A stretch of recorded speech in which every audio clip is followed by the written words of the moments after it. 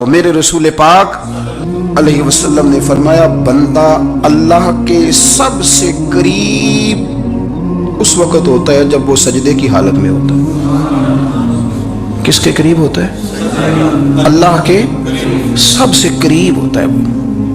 وہ بڑا نیڑے ہے رب کے، بڑا قریب ہے، اس لیے کہ وہ حالت سجدہ میں، وہ جب سجدے کرتا ہے نا اس کی بارگاہ میں جب جھک جاتا ہے۔ آپ ذرا سجدے کی کیفیت دیکھیں نا، زبان بھی یہاں ہے، آنکھ بھی یہاں ہے، کان بھی، عقل بھی، ساری اس نے سارا کچھ رکھ دیا سجدے۔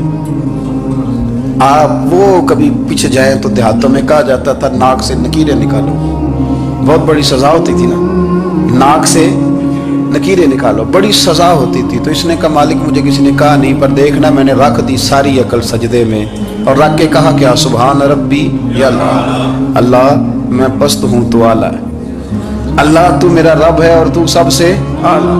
اتنا، اور فرمایا جب یہ اس کیفیت میں ہوتا ہے تو پھر یہ اپنے رب کے قریب ہوتا ہے۔ کثرت عبادت، نوافل، میرے رسول کریم علیہ الصلوۃ والسلام نے ارشاد فرمایا، حضور فرمانے لگے جس گھر میں اللہ کا ذکر ہوتا ہے وہ گھر زندوں کا ہے، اور جس گھر میں رب کریم کا ذکر نہیں ہوتا وہ گھر زندوں کا نہیں ہے۔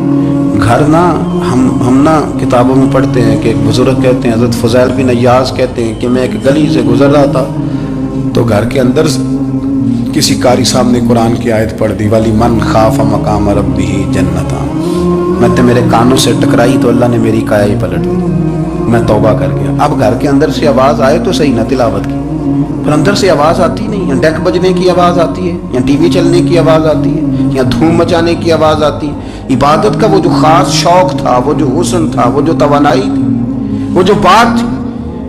ایک جگہ پہ ہم بیٹھے تھے تو وہاں ایک صاحب آئے اور انہوں نے آتے ہی کہا کہ مہربانی کریں ذرا مجھے مصلی دے دیں، میرے نہ کچھ نفل رہ گئے۔ تو میں نے وضو کر لیا تو کوئی مصلی مل جائے، مصلی انہیں دے دیا گیا، وہ مصلی لے کے چلے گئے تو پیچھے ایک صاحب نے تبصرہ کیا، کہنے نے کتنا ریاکار بندہ ہے، لوگوں کو دکھا رہا ہے کہ میں نفل پڑھتا ہوں، ہے کو بات کرنے والی۔ میں نے اسے کہا، میں نے کہا تو مہربانی کرنا اس طرح کی ریاکاری تو بھی کر، پکڑ مصلی اور جہاں تو بھی تھوڑی ریاکاری کر کے آ، اٹھ ذرا شکر کر، کوئی یہ ریاکار بھی ملا ہے، کوئی نفل پڑھ کے ریاکاری کر رہا ہے اللہ کا۔ میں کہتا ہوں کو پڑھے تو صحیح نہیں، یہ کوئی دور ہے نفل پڑھنے کا؟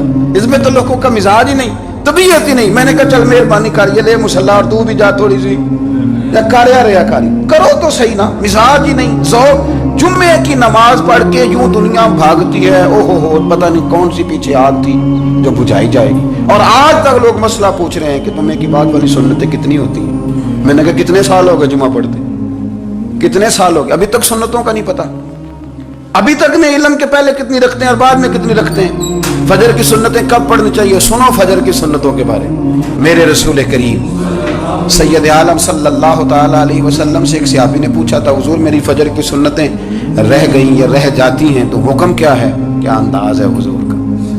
بخاری مسلم کے لفظ سنو، حضور سید عالم صلی اللہ علیہ وسلم فرمانے لگے، اس نے کیا پوچھا تھا، حضور جواب کیا دیتے ہیں؟ فرمایا فجر کی سنتیں کبھی نہ چھوڑنا، فجر کی پہلی دو سنتیں کبھی نہ چھوڑنا۔ یا رسول اللہ صلی اللہ تعالی علیہ وسلم میری رہ گئی ہیں، رہ جاتی ہیں۔ فرمایا فجر کی دو سنتیں نہ چھوڑنا، فرمایا فجر کی پہلی دو سنتیں مجھے دنیا اور دنیا کے اندر جو کچھ ہے وہ سب سے زیادہ پیاری ہے۔ فجر کی دو سنتیں دنیا اور دنیا میں جو کچھ ہے مجھے وہ سب سے زیادہ پیاری ہیں، اس لیے فجر کی سنتیں نہ چھوڑ کے۔ نبی پاک علیہ السلام نے فرمایا تمہیں پتہ چل جائے نا پہلی صف کا ثواب کتنا ہے، تم قرآن اندازی کرو۔ عمرے کی قرآن اندازی کا تو پوسٹر چھپتا ہے، تو یہ والی قرآن اندازی کا بولی ہے، ہونی چاہیے کہ نہیں؟ حضور نے فرمایا تمہیں پتہ چلے کہ اس کا ثواب کتنا تو تم قرآن اندازی کرو، تم قرآن ڈالو۔ جب آپ نماز پڑھ رہے ہوتے ہیں، جب آپ کا مصلی آباد ہوتا ہے، صلاح الدین ایوبی ایک بزرگ سے ملاقات ہو گئی، بیت المقدس پر قبضہ تھا عیسائیوں کا، تو صلاح الدین بڑے پریشان تھے۔ بابا جی کہنے لگے پتر کیا ہوا؟ کہنے لگے حضور پتہ چلا ہے دشمن کے دو بحری بیڑے اسلحہ لے کے آ رہے ہیں، مسلمان پہلے ہی کمزور ہیں، اور اب اگر دو بحری بیڑے اور آ گئے تو حضور مسئلہ بن جائے گا۔ تو میں پریشان ہوں کہ کس طرح یہ کم مسئلے والی ہماری فوج ہے کیسے مقابلہ کرے گی. تو بابا جی کہنے لگے پتر اس طرح کرنا آج رات تو بھی دعا کرنا اور میں بھی کروں گا, تو بھی دعا کرنا. آپ ناراض نہ ہونا, ہم تو پیروں والے ہیں, ہم تو پیروں کے نوکر غلام ہیں, ہمارا تو گزارا ہی نہیں, ہمیں تو ملتا ہے سارا کچھ وہاں سے. پر میرا سوال یہ ہے کہ تعویذ لینے جاتے ہو نفل کیوں نہیں پڑھتے, رات اللہ اللہ کیوں نہیں کرتے؟ یہ بھی تو ہمارے بزرگوں کا ہی طریقہ ہے, انہوں نے تو ہمیں سکھایا ہے. صلاح الدین ایوبی سے بزرگوں نے کہا کہ رات آج نا اللہ اللہ کرنا تو میں تیرے لیے دعا کروں گا, تو بھی دعا کرنا. تو بندہ جب دکھی ہوتا ہے تو سجدہ کرتا ہے تو پھر ہی تو مصلی بھیگ جاتا ہے, پھر ہی تو مزہ آتا ہے. سکھی بندہ تو کعبے جا کے نہیں روتا, دکھی تھے, تکلیف تھی, تو سر رکھا سجدے میں تو تڑپ گئے. اور وہ بابا جی کہتے ہیں میں مسجد آیا تو صلاح الدین چیخیں مار کے رو رہا تھا اور کہہ رہا تھا مالک میں کوئی اپنی شان کے لیے تو نہیں نہ لڑ رہا, اللہ کو میں کوئی قبضوں کے لیے تو نہیں لڑ رہا, مالک تیرے لیے لڑ رہا ہوں, مجھے بے آبرو نہ کرنا, میری مدد فرمانا. کہتے ہیں میں آیا تھا کہ مسجد میں دعا کروں گا, پر صلاح الدین ایوبی کو روتے دیکھا تو میں لوٹ گیا. تو سویرے صلاح الدین ملے تو بڑے خوش تھے. میں نے کہا پتر کیا ہوا؟ کہنے لگے حضور وہ بحری بیڑے دو آ رہے تھے نا اسلحہ لے کے, دونوں ڈوب گئے پانی میں ڈوب گئے. تو بابا جی کہنے لگے صلاح الدین وہ پانی میں نہیں ڈوبے, وہ تیرے آنسوؤں میں ڈوب گئے, وہ غرق ہو گئے. وہ جو تو نے مصلی بات کیا تو وہ تیرے آنسوؤں میں ڈوب گئے, وہ غرق ہو گئے, وہ تباہ اتنے قیمتی تھے تیرے آنسو کے بہا لے گئے دشمن کے بحری بیڑوں کو. میرے بھائی ٹھیک ہو گیا جی, میرے عزیز سمجھ لیں اس بات کو ہمیشہ کے لیے اور اس پر غور کرنے اچھے طریقے سے کہ میرے رسول کریم سید عالم صلی اللہ علیہ وسلم نے نا ہماری توجہ دلائی, حضور نے ہمیں بتلایا, ہمارا ذوق بڑھایا عبادت کی طرف. ایک صحابی تھے حضرت ابو فاطمہ رضی اللہ تعالیٰ عنہ, یہ ترمذی شریف کی حدیث ہے. نبی پاک علیہ السلام نے فرمایا ابو فاطمہ قیامت کے دن مجھ سے جلدی ملنا چاہتے ہو کہ دیر کے ساتھ؟ تو کہنے لگے حضور کون ہوگا جو دیر سے ملنا چاہے گا, قیامت کے دن آپ سے جلدی ملنا ہے. تو نبی پاک علیہ السلام نے فرمایا پھر اس طرح کرنا, دنیا میں رہ کے سجدے زیادہ کرنا, پھر سجدے زیادہ کرنا, قیامت میں ملاقات جلدی ہو جائے گی, قرب ملے گا. تو اپنے بچوں کے اندر دیکھیں نا, ہم شوق پیدا کرتے ہیں, ہمیں صحیح لفظ نہیں بولنے آتے پر ہم بچوں میں شوق پیدا کرتے ہیں کہ پتر ڈاکٹر بن جائے گا تو بڑا نفع کرے گا, تو لوگوں کی خدمت کرے گا, ملک و ملت کی خدمت کرے گا, تیرے ابا کا نام روشن ہوگا, تیرے دادا کی تعریفیں ہوں گی. ہم یہ ذوق پیدا کرتے ہیں, ہم اپنے نوجوانوں کے اندر یہ فکر پیدا کرتے ہیں, انہیں ہم سمجھاتے ہیں کہ میاں جب تم پڑھو گے محنت کرو گے تو فلاں آدمی کی طرح تمہارا نام ہوگا. یہ جتنا ذوق ہم بچوں کے اندر ان چیزوں کا پیدا کرتے, ہمیں حکم ہے کسی طرح ہم ذوق پیدا کریں کہ پتر نماز پڑھے گا تو اللہ راضی ہو جائے گا, تو سجدہ کرے گا. دیکھیں نا میرے رسول کریم علیہ السلام نے فرمایا 7 سال کے بچے کو مسجد لے کے جاؤ, یعنی اسے شوق دلاؤ, اس کے اندر یہ خاصیت پیدا کرو کہ اس کا دل کرے مسجد میں جانے کو, اس کے اندر یہ خصوصیات لاؤ کہ وہ ہمارے ہاں نا ہر چیز کو پروموٹ کیا جا رہا ہے, ہر چیز کو یعنی سر سنگیت سکھانے کے لیے اکیڈمیاں بن گئی ہیں, ہر شے پروموٹ ہو رہی ہے, عبادت کا جذبہ کم ہوتا جا رہا ہے, اللہ کا ذوق ہمارے اندر نہیں رہا. اور اتنا مشکل ہم نے اپنے لیے بنا لیا ہے کہ وہ بندہ جو بڑی زبردست مذہبی گفتگو کر رہا تھا اور تگڑی بات کر رہا تھا, کیا بات ہے, لیکن نماز کے بارے میں کمزوری دکھا جاتا ہے, نوافل کے بارے میں وہ چپکے سے نکل جاتا ہے. امام احمد بن حنبل رحمۃ اللہ تعالی علیہ, مسند امام احمد بن حنبل 14 جلدوں میں ہے مارکیٹ میں, اور مجھے تو خیر پسند ہی پڑی ہے, میں نے تو کئی دفعہ پڑھی ہے. اور کیا بات ہے امام احمد بن حنبل کی, کیسے تگڑے قسم کے محدث تھے اور اللہ نے کتنا انہیں اعزاز عطا فرمایا ہوا ہے. یہ کوڑے بھی کھاتے تھے دین کی خاطر, سارا کرتا لہو سے باہر بھی جایا کرتا, بڑا اعزاز والا شخص تھے, بڑے اعزاز والے. حدیثیں جمع کرنا, حدیثیں لکھنا, حدیث پڑھانا, سارا دن رہتے تھے. کہہ سکتے تھے کہ میں کر تو رہا ہوں کام, اور حدیث بھی موجود ہے کہ عالم عابد سے افضل ہوتا ہے, پر اس کے باوجود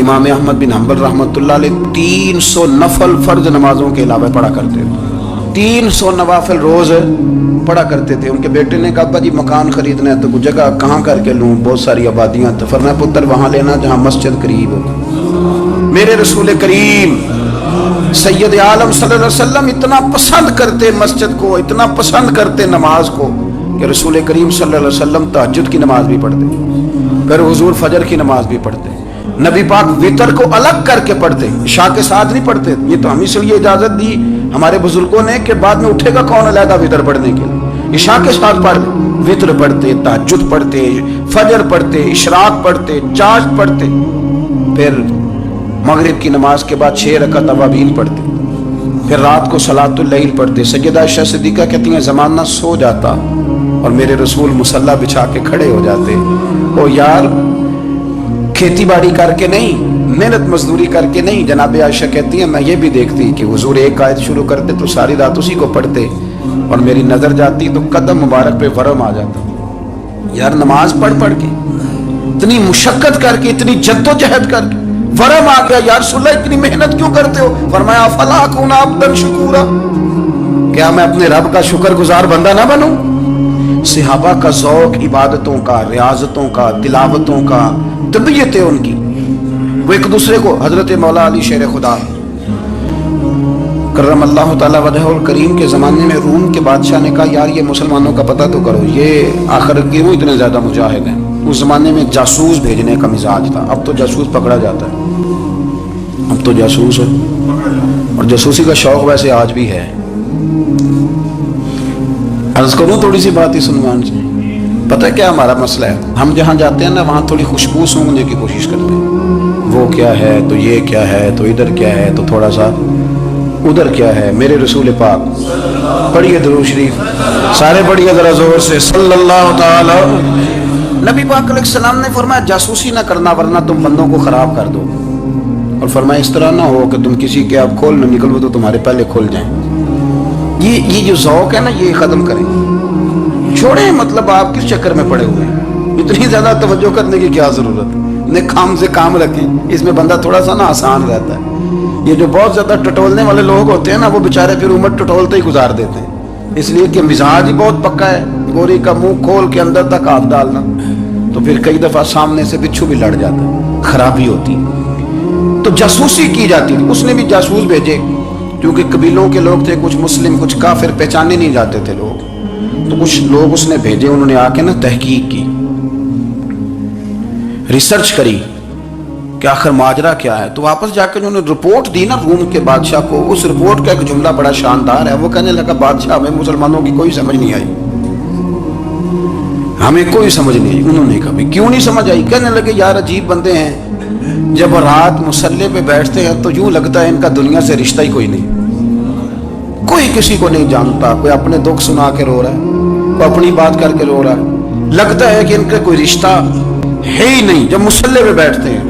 اور فرمایا جب سویرے یہ جہاد کرنے نکلتے ہیں تو لگتا ہے ان سے زیادہ دلیر ہی کوئی نہیں، حالانکہ جو مسلوں پہ رونے دھونے کے لوگ ہوتے ہیں وہ کئی دفعہ جہاد میں کام نہیں کرتے، لیکن عجیب لوگ ہیں کہ رات کے راہب ہیں، دن کے مجاہد ہیں، کوئی سمجھ نہیں آتی۔ میرے عزیز ان لوگوں نے مسلح آباد کر کے رکھا، تلاوتیں ان کا ذوق رہی، منظر روز پڑھنا، اسباق پڑھنا، وظائف پڑھنا، یہ ان کا ذوق رہا۔ شیخ شہاب الدین سہروردی رحمۃ اللہ علیہ اس پر ایک بندے نے اعتراض کیا، اس نے کہا جی آپ کس قسم کے صوفی ہیں، مرید بیٹھے ہیں اور آپ وہاں نفل پڑھ رہے ہیں؟ یہ بڑا مسئلہ ہوتا ہے نا، جو بندہ ملنے آتا ہے وہ اپنے ٹائم کے حساب سے آتا ہے، اور اس کا یہ بھی خیال ہوتا ہے کہ پیر صاحب جو ہیں وہ چونکہ درویش ہیں تو نہ انہیں روٹی کھانی چاہیے نہ سونا چاہیے، چونکہ وہ درویش ہیں، اور ہم چونکہ درویشوں کے ماننے والے ہیں، لہذا ہمارا یہ طریقہ ہونا چاہیے کہ جیسے ہم کہیں درویش ویسے ہی کر جائے، حالانکہ جس کو ہم درویش کہیں گے آپ اس کی مانیں گے، آپ منوائیں گے نہیں، ہمارا مزاج ہوتا ہے۔ شیخ شہاب الدین پر لوگوں نے اعتراض کی، حضور لوگ ملنے آئے ہیں، زیارت کرنے آئے ہیں، بندے دعا کرانے آئے ہیں، اللہ اللہ کرانے آئے اور آپ نفل پڑھ رہے ہیں، کیا جملہ ہے، کیا حسن ہے، کیا خوبصورتی ہے۔ فرمانے لگے رب رسول سے مانگنے کے لیے مصلی بچھایا ہے، اگر وہاں سے مانگوں گا نہیں تو تمہیں دوں گا کیا؟ پہلے مجھے کچھ لے تو لینے دو، اگر میرے پلے کچھ ہے ہوگی تو آگے دوں گا نا، تو میں مانگنے گیا تھا کہ یا اللہ دے تیرے بندے لینے آئے، دے تو میں کچھ لوں گا تو آگے دوں گا نا، لیکن ہمارا یہ سٹیٹس، یہ مزاج، یہ شعور نہیں ہے۔ گپیں، کہانیاں، داستانیں، گفتگو، خطابت، واز، کیا بات، لیکن اگر کچھ کرنے کا کام ہو تو وہ نہیں ہم سے ہوتا۔ میرے نبی کریم علیہ الصلوۃ والسلام نے مصلی سے دل لگانے کا درس دیا، حضور نے توجہ دلائی، صحابہ اس ذوق کے حامل لوگ تھے वो कोशिश करते थे। जनाब सिद्दीक अकबर रदी अल्लाह ताला अन्हु का इबादत का मिजाज हमेशा कायम रहा। हजरत उमर फारूक सारी सारी रात अल्लाह के हुजूर खड़े रहे। हजरत उस्मान गनी रदी अल्लाह ताला अन्हु इशा की नमाज पढ़ के 2 रकतों की नियत बांधते थे। 15 सिपारे पहली रकत में पढ़ देते थे और 15 सिपारे कुरान मजीद के दूसरी रकत में पढ़ देते। आपने ना हजरत उमर फारूक के विसाल के बाद उनकी एक बेवा से निकाह किया। हजरत उस्मान गनी ने निकाह किया। वो खतून आपके निकाह में आई तो अर्ज करने लगी, अमीरुल मोमिनीन, मेरे लिए एजाज़ तो बहुत है कि मैं अमीरुल मोमिनीन की बेवा थी तो अमीरुल मोमिनीन की मनकूहा हो गई हूँ, लेकिन हुजूर न तो मैं जवान हूँ कि मेरे अंदर रगबत होती और ना मैं अब इस काबिल हूँ कि कोई खिदमत कर सकूँ। मेरे साथ निकाह की वजह क्या बनी? तो उस्मान गनी रो पड़े। फरमाने लगे, मैंने उमर फारूक को मस्जिद में अपने रब से डरते हुए देखा है, मैंने उसे रोते हुए देखा है, अदल करते देखा है, इंसाफ करते देखा है, उम्मत की खैर खाई करते देखा। तुम्हारे साथ निकाह इसलिए किया है कि तुम मुझे ये बताओ कि उमर फारूक घर के अंदर अपने रब को कैसे राजी करते थे, घर के अंदर कैसे राजी करते थे, वो तरीके बतलाओ, तुम बताती जाना और मैं भी उसी तरह घर में इबादत करूँ। अपना ज़ौक़, अपनी तबीयत, हमने ना ज़ौक़ गलत बना लिया। अगर 20 बंदे कह भी देंगे तूने बड़ी शानदार तिलावत किया तो क्या उससे बनेगा? 100 बंदा कह भी दे तेरी क्या बात है, क्या बात है नाथ खां की, क्या बात है अल्लामा साहब की, पीर साहब, पीर मेरे